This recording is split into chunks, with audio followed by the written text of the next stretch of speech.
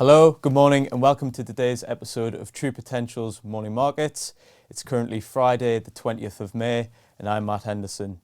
Today we're going to do a review of equity, bond and FX market performance from yesterday and then cover off this morning's UK retail sales.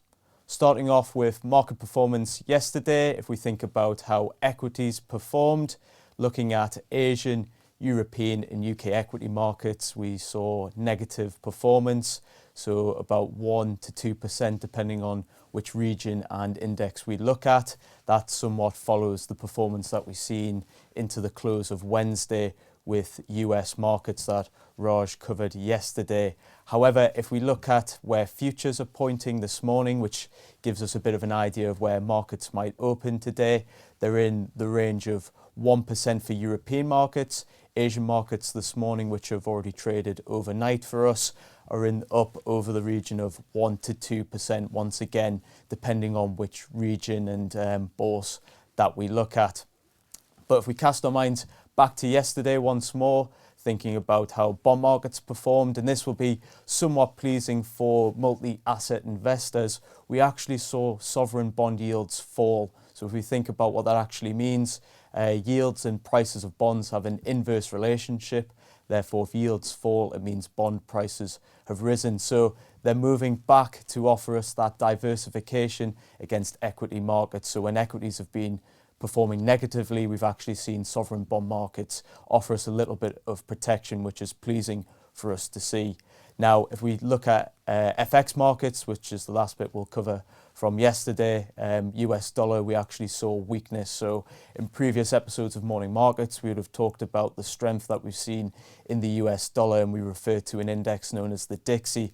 The DXY is a trade-weighted basket of currencies versus the US dollar and gives us an indication of how it's performing against other global currencies. We saw the DXY yesterday come off about 1% off the back of some of the things I've talked about with the bond markets.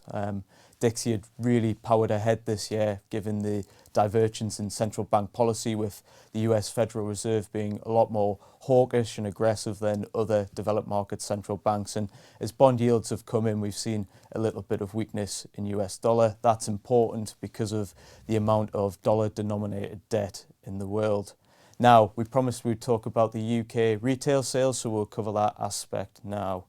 So looking at the numbers, last month we saw them down 1.2%, and expectations coming into this morning was that we'd see another negative posting of 0.3%. That's given some of the high inflation numbers that we've seen hitting consumers.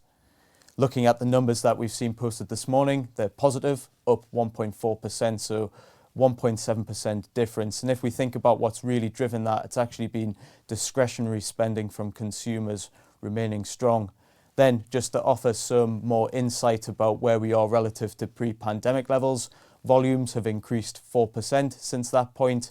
And if we think about how those retail sales are made up between in-store and online sales, they're actually up 7%, up to 27% from pre-COVID levels. So thank you for joining us this morning, and we'll see you on Monday morning. Subscribing to the True Potential YouTube channel is quick and easy. Simply go to the channel on your desktop or through the YouTube app on your phone and click the subscribe button. You can then press the notification bell symbol if you wish to be notified as and when new videos are released. Doing this is a great way to keep yourself updated with market developments and personal finance insights. Thank you to everyone who has subscribed, and we look forward to continuing to help you do more with your money.